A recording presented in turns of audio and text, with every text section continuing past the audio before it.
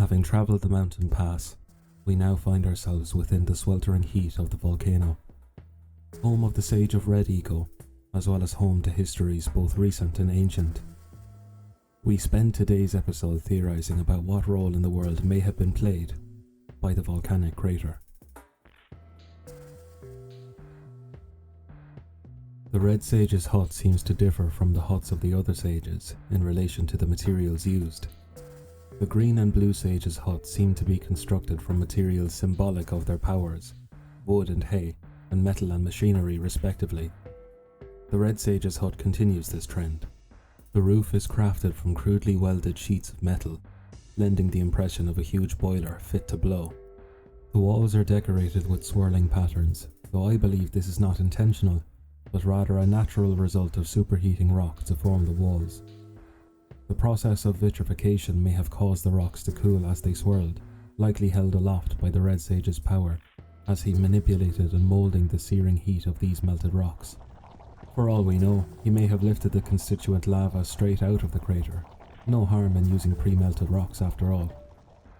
Built atop a steaming boiler-esque machine, the hut likely funnels the volcanic power into the Red Sage's element, retaining and focusing the immense heat to fuel his research. A curious feature of the crater is the perpetually moving minecarts that circle the outlying tracks around the crater. As mentioned in the previous episode, the crater may have been a rich source of ore and gems, mined by the residents of Rock Village, so it stands to reason that there would be an abundance of such carts still present in the crater. But how exactly do they move on their own? There are no energy fields or eco-emissions, no indication of how they are powered. One possible explanation could be a partnership between the Red and Blue Sages. The Blue Sage, with his mastery of energy and motion, may have cast a perpetual motion enchantment on the carts or the tracks. He may have imbued them with sufficient energy to kickstart their motion, causing them to circle endlessly so that the miners could freely fill them as they went.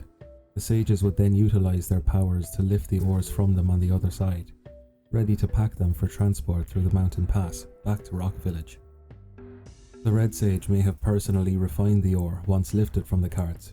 Red eco crystals are visibly less abundant when one draws nearer to the crater, indicating that the Red Sage and miners may have been progressing outwards during the course of mining them. Speaking of miners, two miners find themselves stranded within the crater, left with nothing but time to follow their dreams of unearthing a vast crystal. Whether they have been stranded by lack of transport back to Rock Village, fear of Claw's boulder bombardment, or simply due to their own greed, is unclear. These miners may have been the very same miners that assisted the Red Sage in his search for raw materials for his research. They were perhaps promised a share of any spoils found for their efforts. This crystal may have been their promised payment, which is why they now obsess with prying it free. Its blue hue indicates a possible connection with Blue Eco. With the Blue Sage having gone missing along with the Red Sage, perhaps the miners feel wronged or ripped off, and with no one to tell them otherwise, they now slave away at claiming their apparent payment. Any thoughts of how they would even transport the crystal from the crater may be swiftly forgotten by the wonders they may find on the other side of where the crystal lay.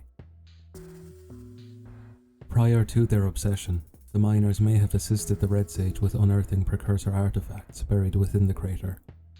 This oracle might have been found during one such effort. The oracle speaks in a cryptic fashion typical of other oracles. Seek the pure light, for within its flame the answers reside. As players, we know that the oracle is almost certainly referring to Light Eco. At the time of the game's release, with no knowledge of the answers provided by Light and Dark Eco in later games, this would imply Daxter's means of transformation lies not with the Dark Eco mastery of Gol and Maya, but with the pure light of Light Eco. To the Red Sage in-universe, however, who may not have had extensive knowledge of Light Eco at all, this message may seem to most likely refer to the pure light of Red Eco. For within its flame the answers reside. To have the gods themselves validate your eco of choice and subsequent research would have been a good omen to the Red Sage. Is it any wonder that he felt so at ease setting up within an active volcano? However, despite the abundance of volcanic power present within the crater, no actual red eco can be found. To address this, the Red Sage may have dug into the crater himself, seeking to free any latent power within the volcanic soil and rock.